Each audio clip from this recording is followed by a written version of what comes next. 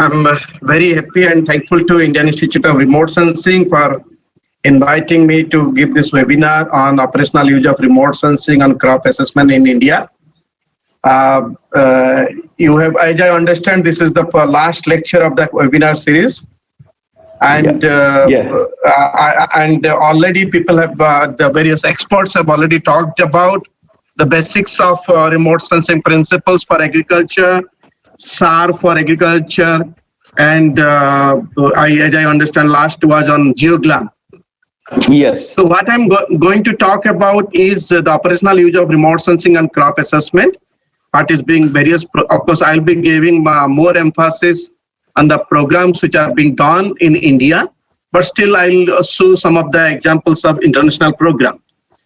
So as already Dr. Suresh Kumar has told, I belong to Mahalanobis National Crop Forecast Center, an institute under Ministry of Agriculture and Farmers Welfare of Government of India. And also he has mentioned that I also belong to the Space Applications Center of Indian Space Research Organization. So coming to the size of agriculture, agriculture is a big major part of the economy. It's major part of the global economy. Also, the food and agriculture, agri-tech industries, they contribute they cover around $5 trillion economy, and 38% of the land use are used for agriculture. Similarly, if you see the 70% of the water withdrawal currently is used for agriculture, mostly for irrigation purposes. So this shows how big is agriculture globally. Coming to India, the agriculture is also a big part of our economy. We have more than around 140 million hectare of our net zone area, which is very large. More than around 43% of the total geographical area. We have food grain production close to 300 million ton. Of course, food grain is only the pulses and cereals and millets. The horticulture production also is equally large. It is 300 million ton. The net irrigated area is 66 million hectare, which is 47% of the total net zone area.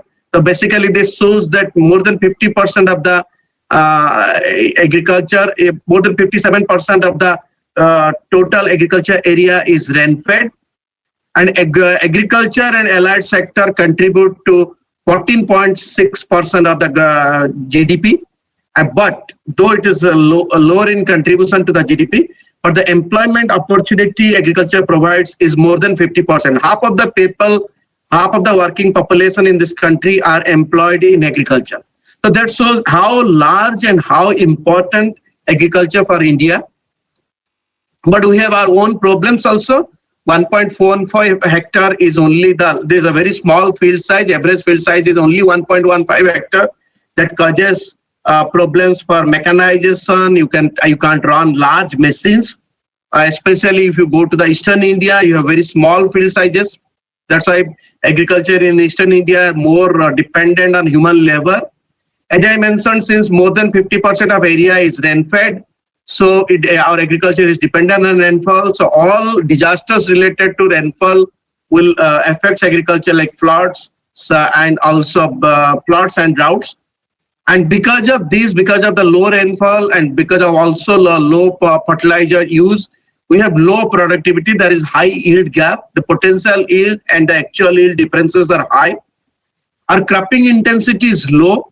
What you mean by 139% cropping intensity means only 39% of area is cropped double times, and rest more than around 61% of the area is cropped only one time in the year. So generally, in India there are two seasons, Kharif and Rabi. Kharif is rainy season and Rabi is winter season. But we have only 139% area which has got double cropped area. So that is only 39% area is double cropped area. We have large number of disasters affecting agriculture. Those are flood, drought, hailstorm, pest and diseases, climate change. And also agriculture is affected by limited infrastructure. When I mean limited infrastructure, I mean the markets, the storage infrastructure. The cold storages, as you know, most of the horticulture crops need cold storages. So storage and market infrastructure. Then why do you use satellite data, especially satellite data characteristics? Already must have been told a lot about this. But typically, if you see satellite remote sensing data, they are free and open, especially after Sentinel and Landsat had been made free. You get very high resolution data, free satellite data. It covers various scales, various resolutions, and it covers a large area. So you can always do satellite-based remote sensing for a large area assessment. There is a consistency and comparability. You can use the satellite data for long-term continuity and time series is there. So long-term satellite data you can use and compare year to year, and so that your data has a consistency. You can compare statistics of earlier year, of this year, based on satellite data. And it is complementary with the traditional statistical methods. That means whatever you are getting from the traditional statistics method, similar results you can get from the satellite data. And you get a large, diverse types of measurements. You get optical data, you get microwave data, thermal data, various kinds of products and parameters you can get from the satellite data. Coming to agriculture in India and the Indian space program, the agriculture, as you know, is since the large sector in the country, it has been the major driver for the Indian space program. The birth of remote sensing in India took with a coconut root wilt experiment. You can see the picture of coconut root wilt taken from an aircraft. It was done in 1969. It was 51 years before. This was jointly done by NASA, ISRO, and Indian Agriculture Research Institute. Also, agriculture played a major role in defining Indian remote sensing satellites. Whatever satellites you get, except those ocean satellites or the cartographic satellites, most of the satellites, their sensor specifications are defined using because of the agriculture, whatever resolutions, whatever spectral bands to be used.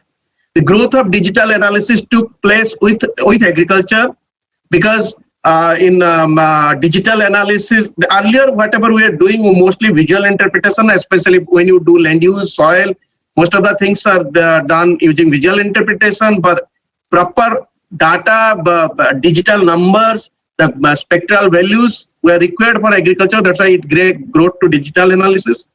There are largest number of professionals involved in agriculture in the country. And agriculture, since it's a dynamic subject, and there is year to year, season to season, and month to month changes in crop, so you need regular data. So agriculture has been the biggest single user of remote sensing data in the country. And there has been a lot of institutionalization. One example is our center, Mahalanobis National Crop Forecast Center. If you see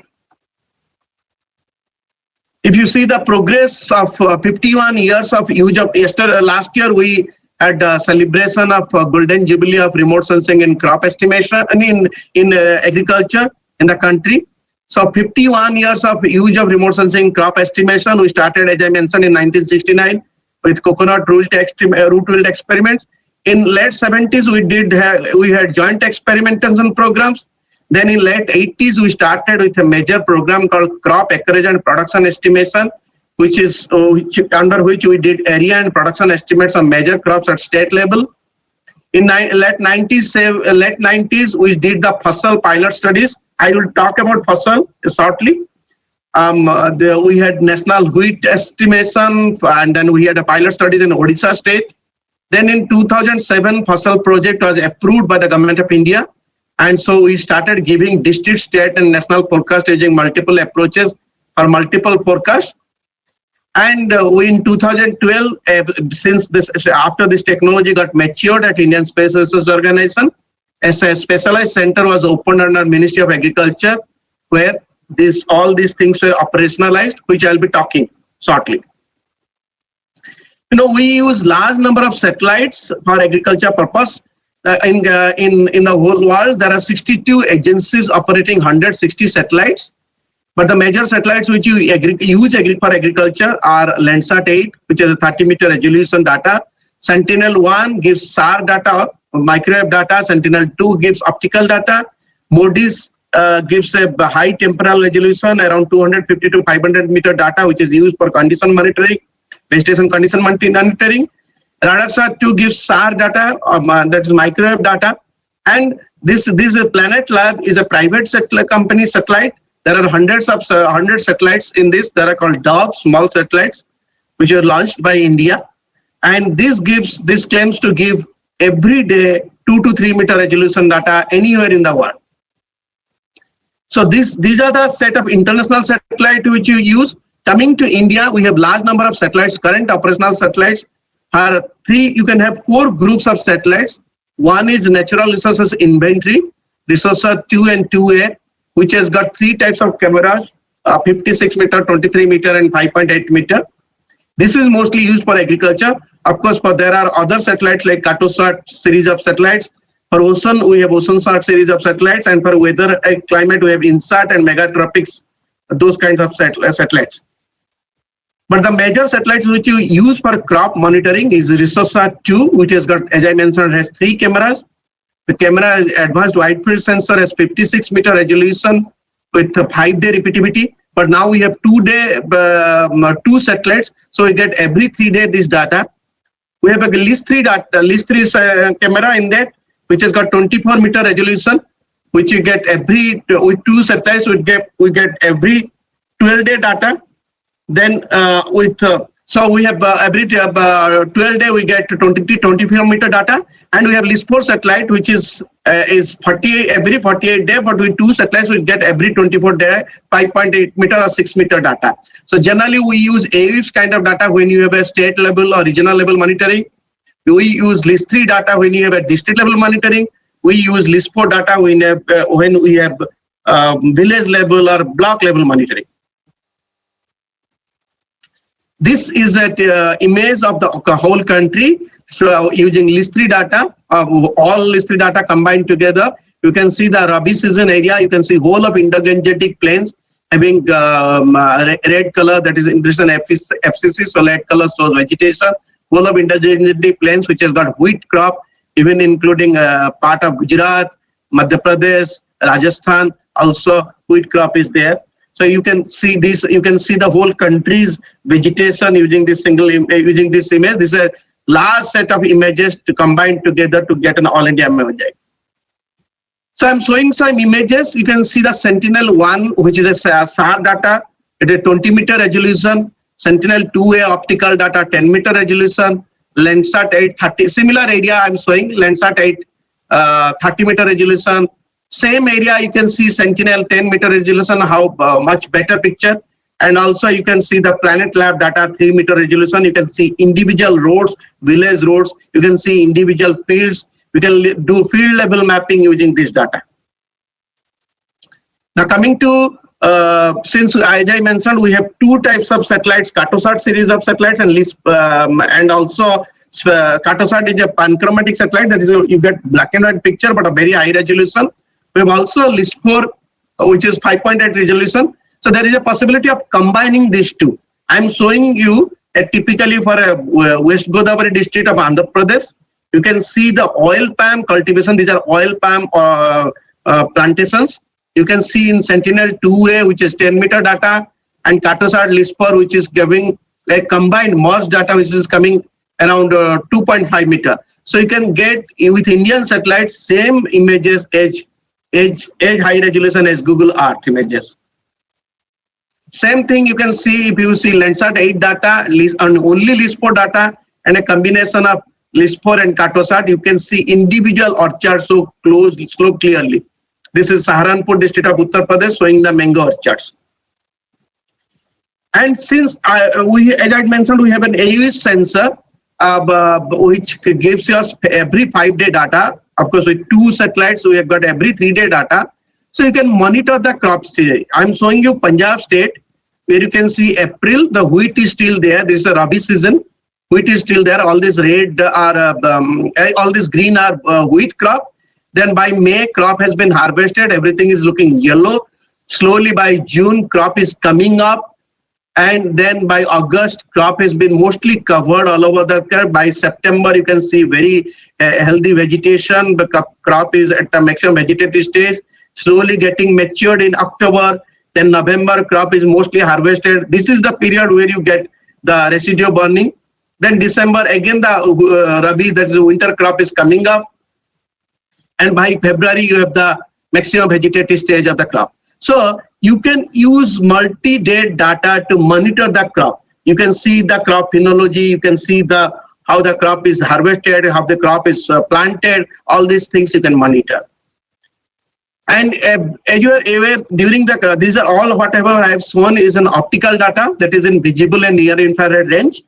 But in Kharif season, because of the cloud cover, you generally don't get this optical data. So you use microwave data. Microwave, because of its longer wavelengths, it penetrates through the cloud, and you are able to get data. I'm showing you a 3-date combination of microwave SAR data. Since this is typically used for rice crop estimation, because rice is grown in a transplanted form. So beginning there is a lot of changes in the rice. In the beginning, the plant area is plowed. Then there is a flooding, so that there is a very smooth surface, and then there is rice crop growing. So all these pinks which are seen, this is a 3-date combination, are rice crop. So you can very well see rice crop in this and assess the rice area. Now, basically what we get from satellite data which is used in agriculture. First, you get an image to show that there is a vegetation. Like this is an image, right side you can see an image. All these reds are vegetation. In FCC, all these reds are vegetation. So you can know if there is a crop is there or not. And so you can use these for crop classification. You can use some ground truth data and do crop classification. So you can get crop statistics and maps, especially for major crops, using some ground truth data. You can also get a crop vigor, crop condition. We get from satellite data, because we are getting reflectance in multiple bands. You can combine those reflectance in multiple bands and generate vegetation indices. One of these is NDVI, Normalized Difference Vegetation Index. And you can get crop condition or crop stress, healthy crop or poor crop. Now, as I mentioned, when you have a multi-day data, you can get a profile like this. As you can see in Madhya Pradesh, you can see the profile. So you can know the sowing pattern, harvesting pattern. You can see a particular year has been sown early, or other years are normal sown. So all this information you can get. The other information, other derived information, what you can get is, you can also get from soil moisture from satellite data. You can get rainfall from satellite data. You can get evapotranspiration from satellite information. You can also find out how much photosynthetic active radiation has been absorbed by the plant. So all these inputs are used in different forms, either for crop classification, crop stress detection, crop yield estimation, or crop condition assessment. So I'm showing you how after this I'm showing you how these are being used in various programs for crop assessment. So there are a large number of applications of Earth observation or space technology in agriculture, starting from crop production forecasting, horticulture development, crop intensification. I'll show you some of these throughout my presentation. Climate change impact assessment, disaster assessment, both drought and flood, pest and disease assessment, crop insurance program, soil resources assessment, irrigation management, providing farmers advisory, all aspects. There has been large amount of work done in the country for using satellite data. Coming to international programs, there are a large number of international programs which use satellite data for agriculture assessment. One of them is an intergovernmental program. It's called GeoGLAM. It was started with Group of 20 Agriculture Ministers Conference in 2011. GeoGLAM have multiple components, 3 core components and 3 cross-country components. So the monitoring countries at global monitoring systems, national monitoring systems, monitoring countries at risk. And their cross-cutting experiments are EU data acquisition, research and development. One of those research and development is JECAM, Joint Experimentation for Agriculture Monitoring. So GeoGLAM, we also from India, we also contribute. They regularly monitor. One of their program is a crop monitor for agriculture market information system. They regularly monitor crop condition of the whole world, and to for providing FAO has an organization called Agriculture Market Information System. So the GeoGlam provides information to them about the market situation. There is another, GeoGlam has a regional monitoring system which is called SCRIs. You can see both ISRO and our center MNCFC are contributing to this SCRIs program.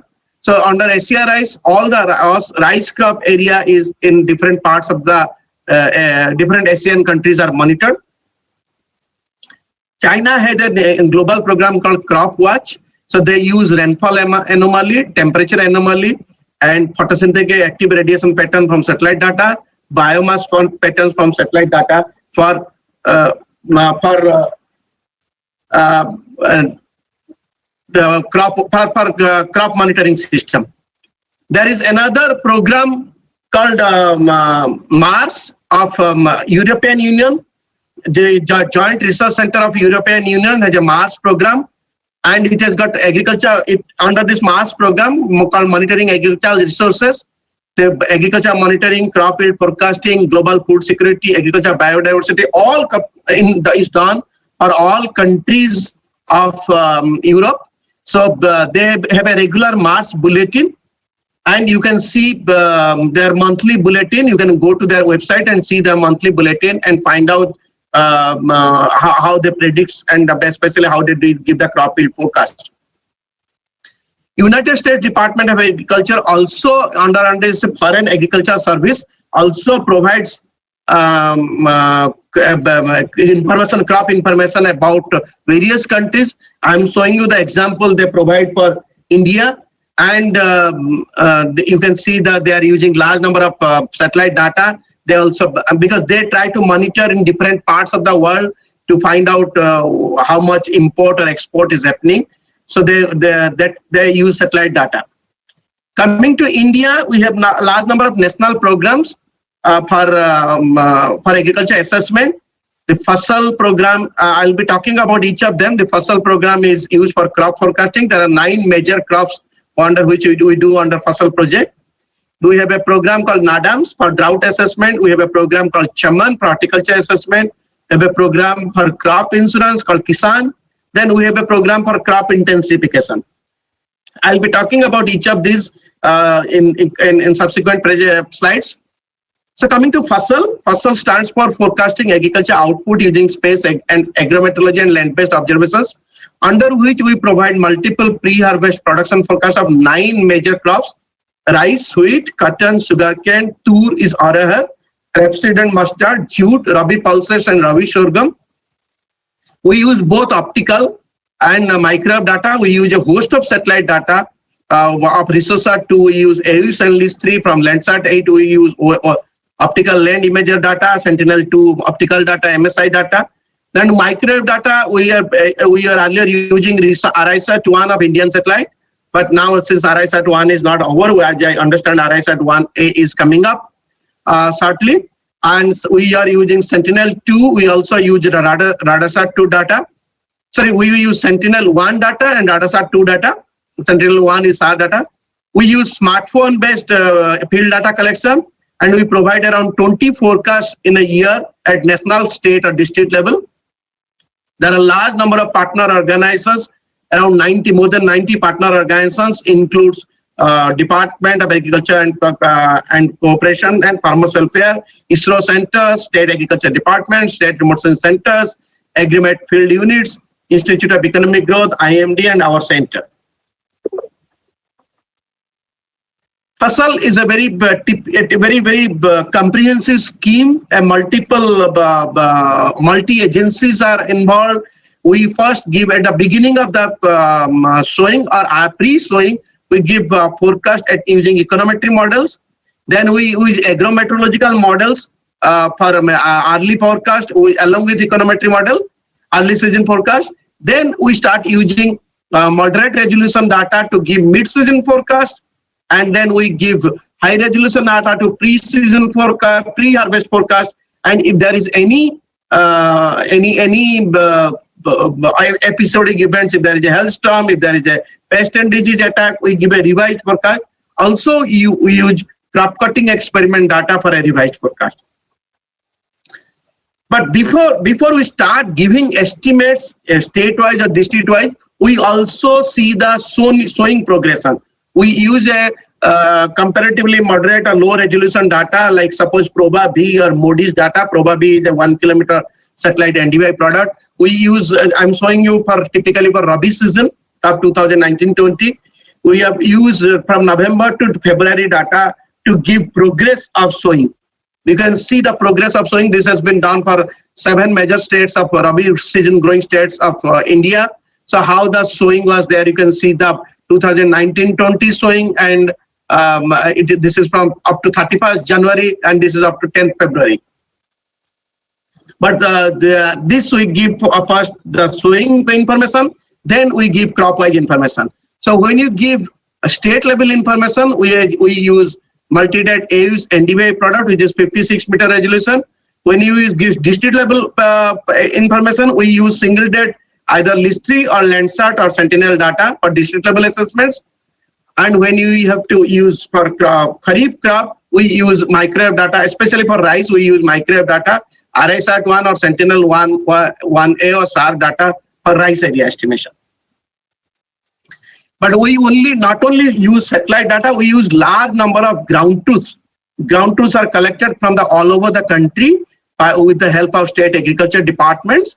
And these ground truths are overlaid on the satellite data. Ground truths are collected using smartphones, which come to the Bhuvan portal. These ground truths are overlaid on the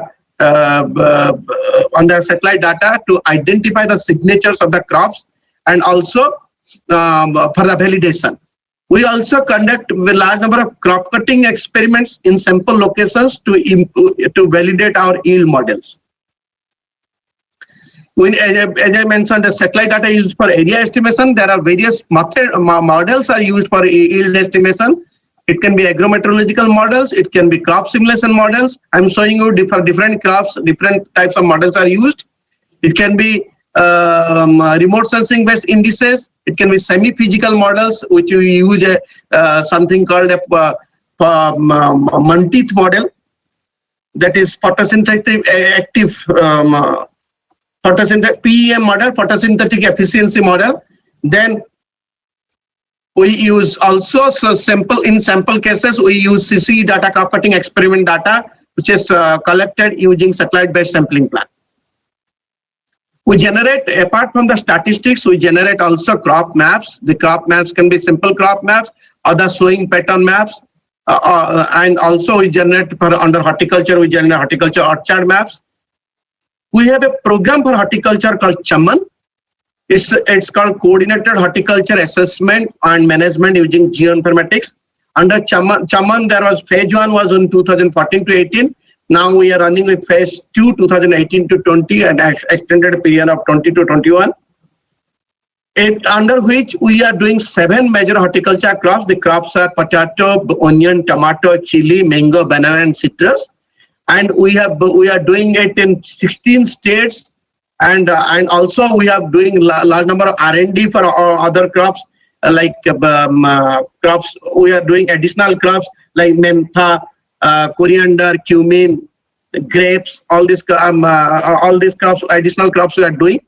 We're also doing under Chaman various horticultural development studies and research and development studies related to vegetable crop assessment, UAV use, precision farming, yield modeling. As I mentioned, we are doing it for in 16 states in the 327 districts. You can see for horticulture crops are typically very small area crops. They are they're scattered small areas. So we use high resolution data. We use either LIS4 data or a combination of LIS4 and Cartosat data. And here for agriculture crops we do a supervised MXL classification or unsupervised isodata classification.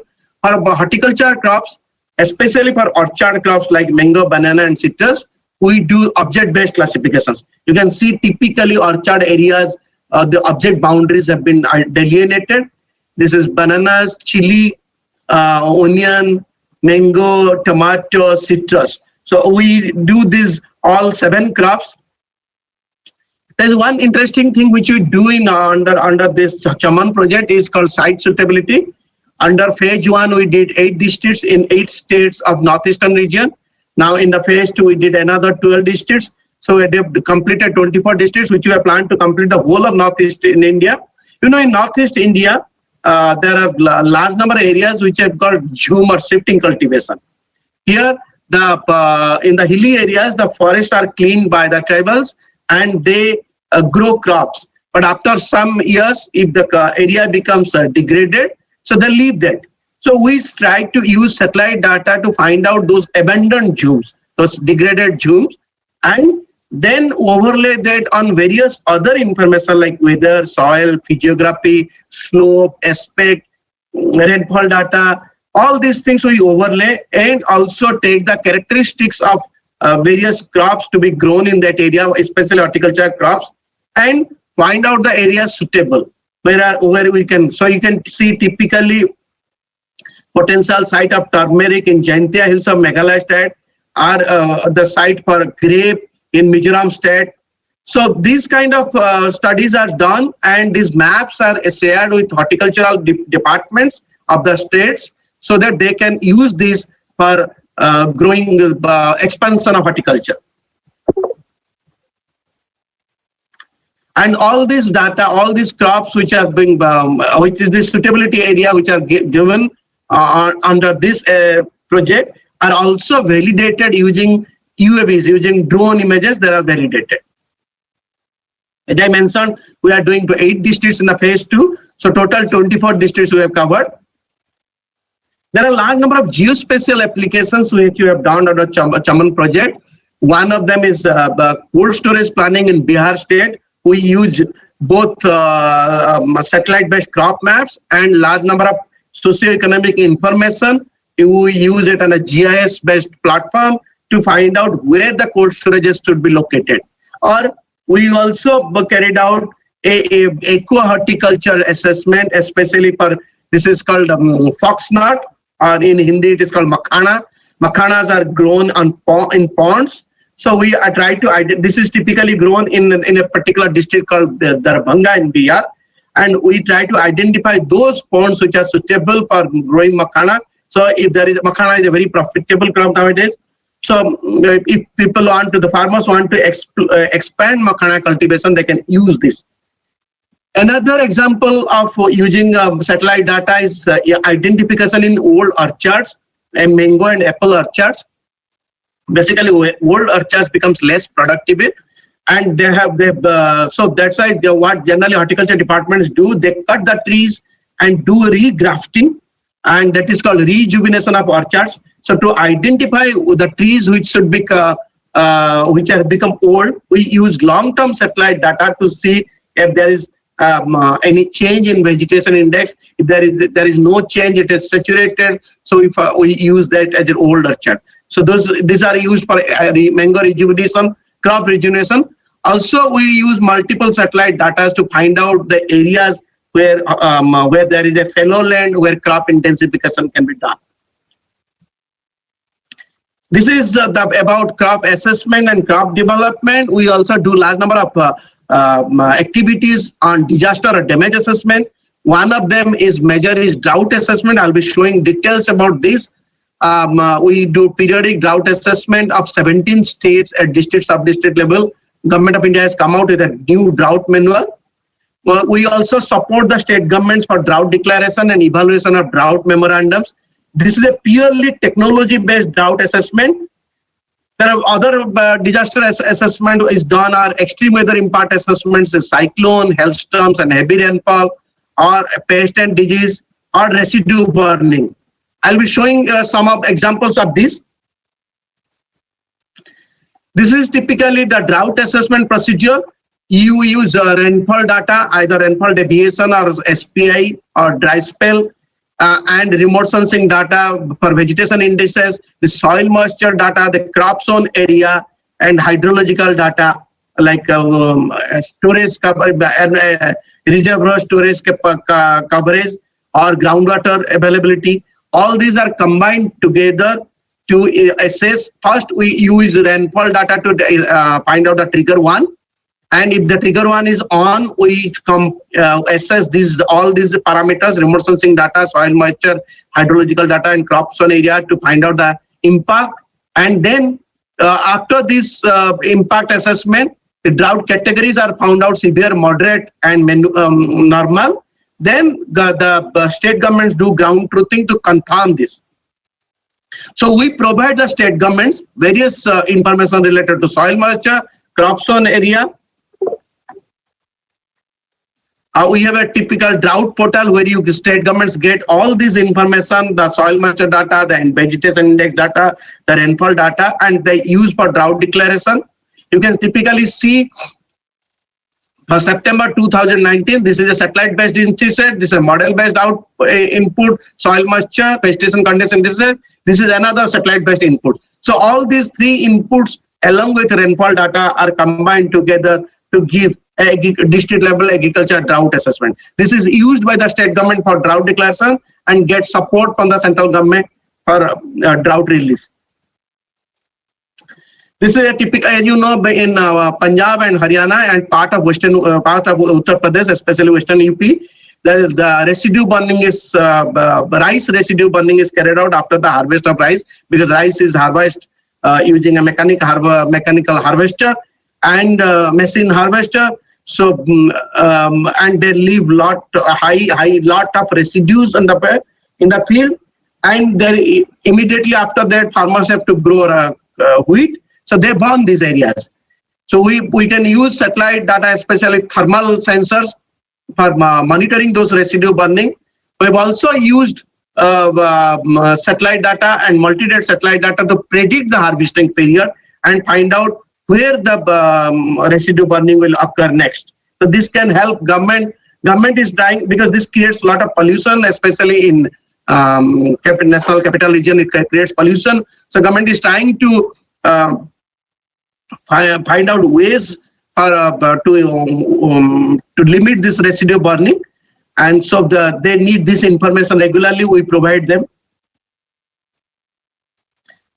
There is another use of satellite data in crop insurance program. In India, there is a big crop insurance. It's the third largest crop insurance program in the world after US and China. It's called Pradhan Mantri Fasal Bima Yojana, Prime Minister's Crop Insurance Program. It promotes use of technology for crop implementation, for its better implementation. We had a program called Kisan Crop Insurance using space technology and geoinformatics to support PM Pradhan Mantri Fasal Bima Yojana. We use remote sensing data for crop cutting experiment planning. I'll talk about this, and we use satellite data for area discrepancy. So this basically shows there are many cases where insured area, there is a lot of difference between insured area and actual sown area. To check that the satellite based area in this area is used. We also do satellite data for yield estimation, quality checking, and also we use satellite data for clustering of districts for insurance, and UAV and drones for crop loss assessment. One such example is smart sampling of crop cutting experiments. You know, crop yield is estimated using crop yield is estimated by conducting crop cutting experiments. But those crop cutting experiments as of now are conducted in random locations. Sites are selected randomly, but that doesn't actually represent the current situation of crop. So what we have implemented, this is a new technology which we have implemented, is use satellite data for planning where crop cutting experiments will be done. So you will derive crop map from the satellite data. We derive a proxy yield from satellite data. And then we also find out transplanting date from the satellite data. All these combined together to generate yield stratas, the yield categories, and each yield categories we randomly select CCE points, and these CCE points are given to the states for conducting CCs. So because of this, the CCs become more representative of the actual crop situation. We also use a lot of UAV data for monitoring crop losses, especially because crop losses are useful for assessment of crop losses is useful for claim disbursement, insurance claim disbursement. We do that. Apart from this, the Government of India is now trying to come out of the crop cutting experiments and completely depend upon technology for yield estimation, because that will be more accurate, unbiased. That's why we are conducting. But technology-based yield estimation has a lot of challenges, especially when you do yield estimation at a very down level, like Gram Panchayat level or village level. So we are conducting large number of pilot studies. In Kharif 2019, we involved 13 agencies practically, and each agency worked in 3 crops in 5 districts and 5 blocks in each district, and 10 villages in each block. And they conducted studies in all total in 65 districts of 14 states and 10 crops. They use various technologies like scientifically designed surveys, digital photography, satellite images, UAV imaging, crop simulation models, AI and machine learning approach, Internet of Things, IoTs. So all these technologies were used for yield estimation. We are regularly conducting this kind of pilot studies through various agencies. You can see kind of technologies which have been used by different agencies, the CRAPIN and International Food Policy Research Institute, WRMS, the various kinds of technologies which they are using for improving village level yield estimation. And these technologies will be we have an expert committee which evaluates these technologies, and once these technologies are validated, we'll be rolling out these technologies for Gram Panchayat level yield estimation for crop insurance program. So this is going to be a real big changeover from the current crop cutting experiments to purely technology based yield estimates.